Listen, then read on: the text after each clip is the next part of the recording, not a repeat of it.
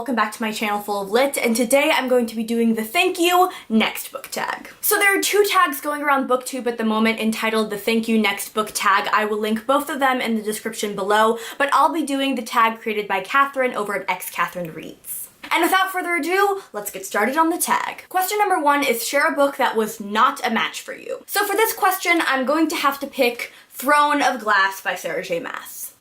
Okay, where to start with this book? So a lot of booktubers and reviewers that I really trust have read this book over the past few years and have not had very good things to say about it. I'm sure everybody in the booktube community is very aware about the controversies that surround this author and this series in particular. There's been a lot of issues with representation of race, sexual orientation, gender identity. Pretty much this book has only straight white people, or fairies if you want to get technical. So these were a lot of the opinions and word of mouth that I was getting from people in the bookish community when it came to this series, but I decided that I wanted to take the leap of faith and try it for myself. And wow, I really should have listened to people, because not only was this book severely lacking in representation, it was lacking in plot and character development and pretty much everything that is necessary to make a story good and make me want to keep reading. I read about 100 pages of this book and then I put it aside, and that is actually a big thing for me because I do not DNF books, okay? I will force myself to finish something, but I could not do it with this book. My main gripe with this book is that it was boring and it was not what I was promised. This book promised me adventure and magic and a really, really complex and morally gray heroine who was an assassin and who was basically fighting for her life throughout the entirety of this book. And all I got was someone who was incredibly insufferable. Like, I hated being inside Selena's head. And if I'm remembering this correctly, the first 2 trials she had to go through in the life or death competition to decide who's going to protect the king, I think that was what the competition was for, was just archery and an obstacle course. From what I had read so far, the story was completely eaten up by her 2 potential love interests and building bonds between her and those 2 guys, which is not a bad thing. It's not a bad thing for there to be romance in a novel, but if it's a fantasy novel, it should not be overpowering the story. Otherwise, you should market it as a romance with fantastical elements. So yeah, needless to say, this book was not a match for me. So question number 2 is to pick a book or series that you loved at the beginning and then it completely ripped your heart out. And for this question, I've chosen The Hunger Games trilogy by, oh my god, did I forget her name? Suzanne Collins.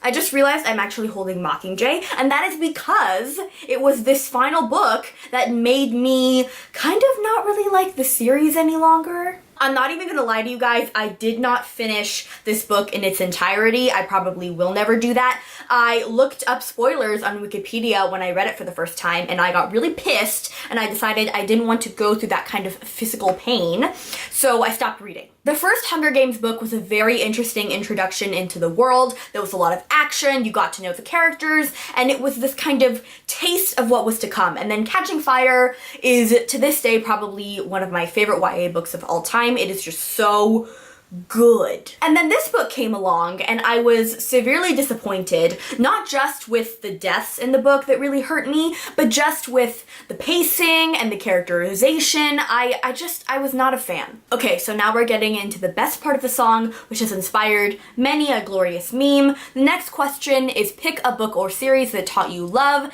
and for this question, I've decided to pick Aristotle and Dante Discover the Secrets of the Universe. I totally messed up saying that title. This book not only taught me love when it comes to the fact that I just absolutely adore the romance in this book, it also taught me what it's like to really love a story and have it love you back, if that makes sense. The way that this book is written, it feels as if it is holding you and the characters in its hands and saying, hey, it's okay, you're gonna be fine, I love you, you're amazing. A huge driving force in the story is empathy, compassion, and understanding, and how we can give those things to others and then receive it in return through our relationships. Also, Ari and Dante are just a couple kind of in their own league.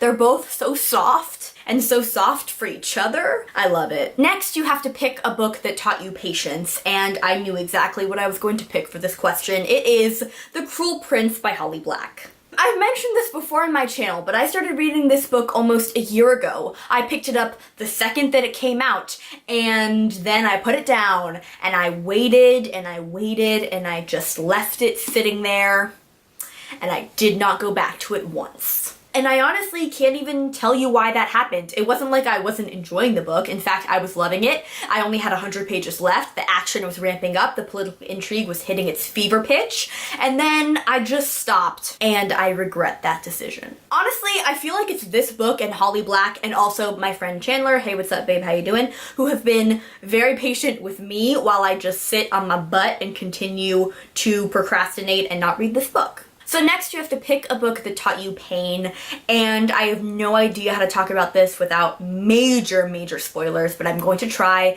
It is Saga Volume 9.